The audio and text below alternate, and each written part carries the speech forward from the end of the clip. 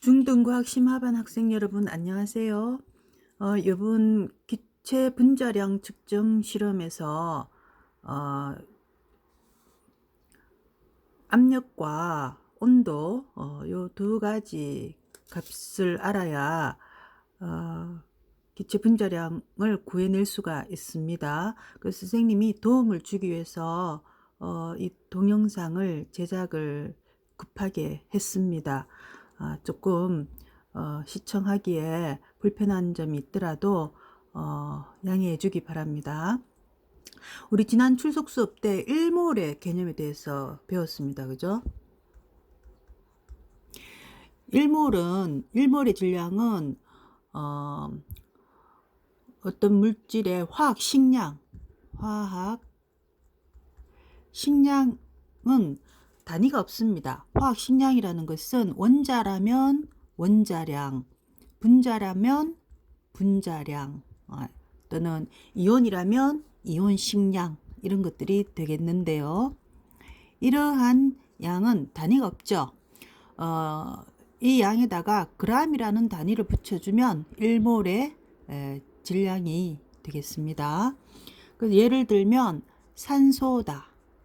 그러면 산소는 화학식이 O2가 되겠죠. 그리고 산소 원자량은 16이기 때문에 산소 분자의 분자량은 32가 되겠습니다. 이 분자량 32, 이 32에다가 g을 붙여주면 산소 분자 1몰의 질량이 되는 것입니다. 자, 요 개념을 먼저 알아야 되겠습니다. 그래서 예를 들어서 산소가 O2가 8g이 현재 있다면 이것은 몇 몰에 해당이 되겠습니까? 32g이 1몰이니까 8g은 요거에 얼마입니까? 4분의 1이죠. 그래서 이것은 4분의 1몰이 되겠습니다. 즉 몰은 어떻게 구할 수 있느냐? 물질의 질량을 뭘로 나누면 되겠다? 질량을 그 물질의 화학 식량으로 나누어 주면 1몰의 양을 구할 수가 있겠습니다. 이 개념을 먼저 알아야 되겠어요. 그래서 예를 들어서 몰수를 n이라고 한다면 이 몰수 n을 구하는 방법은 물질의 질량을 보통 weight W라고 표현을 하죠.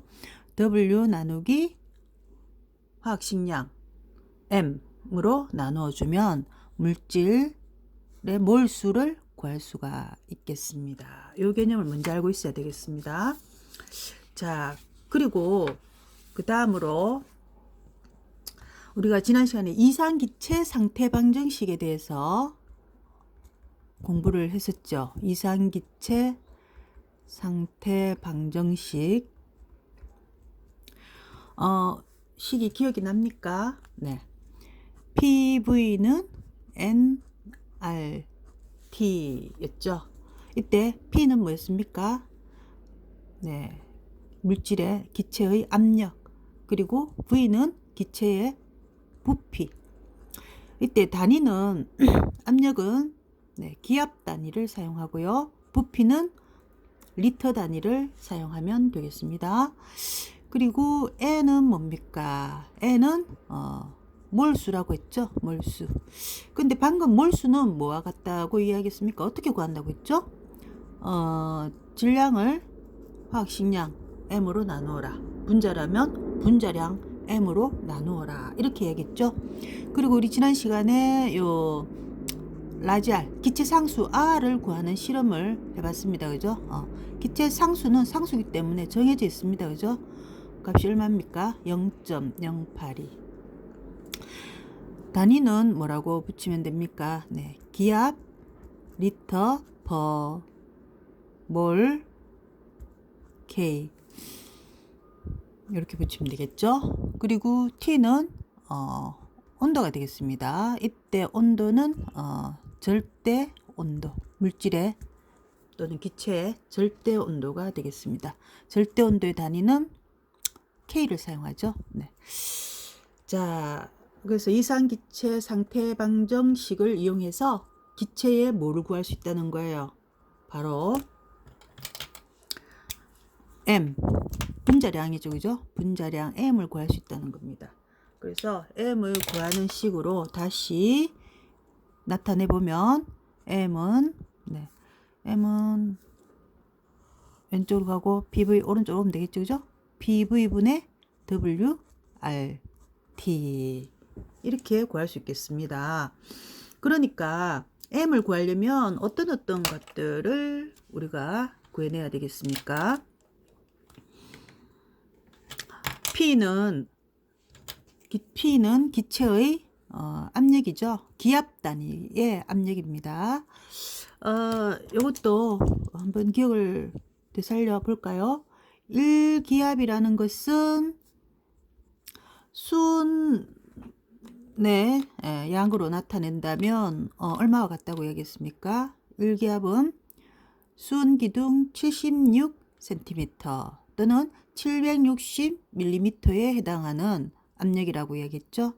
수온기둥 760mm가 누르는 압력, 이것이 바로 1기압이다. 그래서 1기압은 760mmHg다. 이렇게 표현을 한다고 했습니다. 자, 그리고 또 뭐를 구해야 되겠습니까? 기체의 부피를 구해야 되겠어요. 그리고 기체의 질량을 구해야 되고요.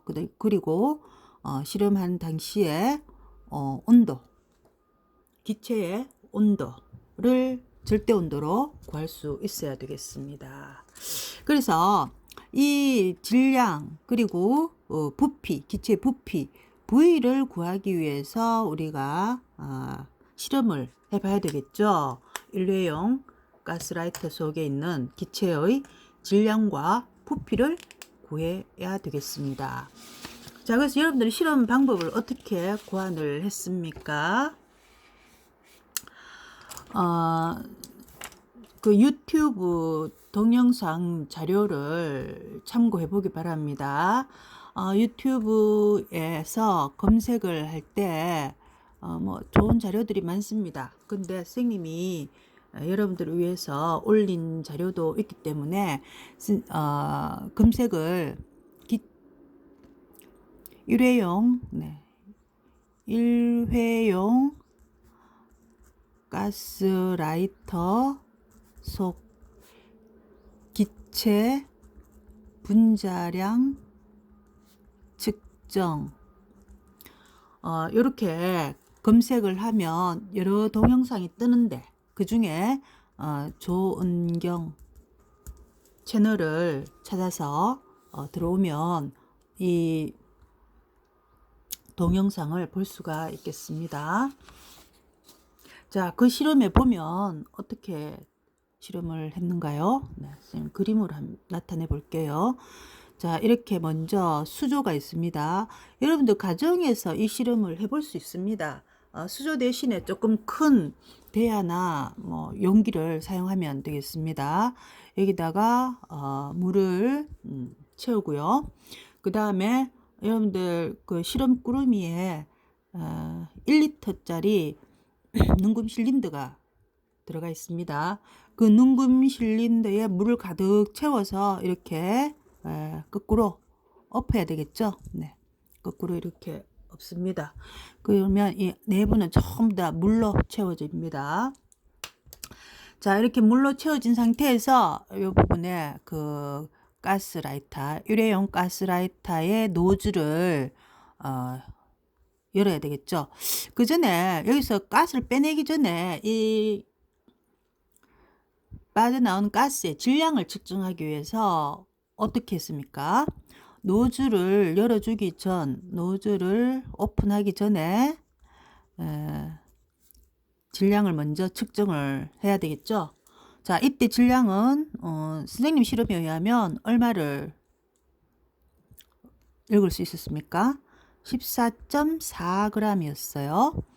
자, 그 다음에 여기서 이제 노즐을 열면 이제 기체들이 이제 올라옵니다. 기체들이 올라와요. 그러면 요 수면이 이제 물 뚜렷이 차지하고 있던 이 자리를 기체들이 올라가면서 밀어내지요. 그래서 일정량을 밀어냅니다. 그래서 예를 들어서 이제 이 정도 내려왔다고 칩시다. 선생님 실험에 의하면 양이 약 164ml 정도였죠. 자, 여기서 그죠? 우리가 그 압력을 계산하는데 조금 주의해야 될 부분이 있습니다. 어떤 부분이 있느냐? 지금 요 수면을 한번 보기 바랍니다. 요 수면, 눈금 실린더 내부의 이 수면. 자, 어느 정도 양이 채워지고 난 다음에 이 노즐을 이제 닫아요. 노즐을 닫습니다. 노즐을 닫아주면 이 수면이 더 이상 올라가지도 않고 내려가지도 않고 이런 상태가 돼요. 이게 왜 올라가지도 않고 내려가지도 않는 상태가 되느냐? 그걸 어떻게 설명을 해야 될까요? 자, 요 바깥에 눈금 실린더 외부에 수면이 있습니다. 이 수면 위에는 뭐가 있습니까? 지난 시간에 추석 수업 때 이야기를 했죠. 대기가 있습니다. 그죠? 산소도 있고 질소도 있고 네. 아르곤도 있고 수증기도 있고. 자, 이 기체들이 저 대기권 끝까지 열권 끝까지 있는 이 대기층이 이 수면을 누르는 압력이 존재하겠죠. 이 압력을 뭐라고 합니까? 이게 이제 대기압인 거죠. 대기압. 우리가 보통 대기압은 네, 약 얼마라고 이야기하죠? 1기압이라고 이야기합니다. 자, 근데 이 눈금 실린더 내부에서도 이 수면을 누르는 압력이 존재하죠. 만약에 이게 누르지 않는다면 이 외부에서만 이렇게 눌러준다면 이 눈금 실린더 내부의 수면은 올라갈 수밖에 없어요. 그죠? 근데 이게 안 움직이고 있다는 것은 외부에서 눌러주는 이 대기압과 이 눈금 실린더 빨갛게 표시했는 이 수면 위에서 여러 가지 물질들이 누르는 압력이 서로 어떻기 때문이다? 같기 때문이겠죠? 그러니까 움직이지 않는 거예요. 그러면 이 눈금 실린더 내부의 수면은 뭐가 누르고 있느냐? 자, 이 부분이 뭐라고 했습니까? 물기둥이라고 이야기했죠? 이 물기둥이 누르는 압력을 P, 물기둥이라고 표현할 수가 있겠고요. 그 다음에 이 물기둥 위에는 뭐가 있습니까? 요 가스라이터에서 올라온 기체가 있겠죠. 그런데 이 부분은 기체만 있는 건 아니에요. 뭐도 있겠습니까? 이 물의 표면에서 증발되어서 올라가 있는 수증기도 있지 않습니까? 그렇죠. 수증기. 좀 표신하게 빨간색으로 해볼까요? 네. 자, 여기 수증기가 있습니다. 그래서 얘들이 모두 함께 누르고 있는 거예요. 그래서 이 수증기가 누르는 이 압력을 P 수증기라고 표현을 해보겠습니다. 그리고 기체가 누르는 압력, 요거는 P 기체 이렇게 표현을 해보겠습니다. 자, 그렇다면 대기압은 뭘로 표현할까요? 대기압은 네, P 대기압 이렇게 표현해 보겠습니다. 그러면 어떻게 식을 세울 수 있겠어요? 네. 이 대기압과 뭐가 같다고 이야기했습니까? 이 눈금 실린더 내부에 있는 물기둥, 그죠? 그리고 또 기체가 누르는 압력, 그리고 수증기가 누르는 압력. 이 세 가지를 댔는 값이 이 대기압, 외부의 대기압과 서로 같은 거지요. 따라서 우리가 필요한 것은 뭐만 필요한 거예요? 기체의 압력만 필요하죠. 그래서 기체 압력 P는 어떻게 구할 수 있겠어요? 네, 대기압에서 빼기 물기둥의 압력, 그리고 빼기 수증기의 압력, 이렇게 해줘야 됩니다. 자, 그러면 이 수증기 압력은 뭐가 결정을 하는 것이냐? 오로지 온도에 의해서만 결정이 되어져요. 그래서 온도에 따른 이 수증기의 압력을 포화 수증기압이라고 이야기를 합니다. 여기 이제 수증기가 많이 올라가려고 하면 온도가 높으면 여기서 증발이 많이 일어나겠죠. 그런데 무조건 증발하는 게 아니고 이 공기가 최대한 포함할 수 있는 수증기의 양은 정해져 있다는 거예요. 그래서 최대한 포함할 수 있는 수증기의 양을 포화 수증기압이라고 하고, 그것은 포화 수증기압은 온도에 의해서만 결정이 되어집니다. 그래서 선생님이 그 포화 수증기압 자료를 같이 실험 꾸러미에 동봉을 해줬습니다. 그래서 오늘 여러분들이 실험하는 온도에 맞는 수증기압을 찾아보세요. 그래서 그 값을 여기다 대입을 하고요. 그 다음에 대기압은 여러분들이 압력 측정기가 없으니까 일단 같은 포항 지역이라면 지역에 따른 기압 차이가 크게 심하진 않을 거예요. 그래서 이것은 기상청 홈페이지에 들어가서 압력을 오늘 압력을 찾아서 대입을 하기 바랍니다. 그런데 이러한 압력들은 전부 다 뭘로 나타난다는 거예요?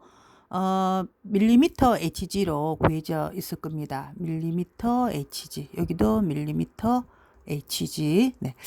자, 그 다음에 물기둥에 의한 압력. 이게 이제 관건이 중요한데요.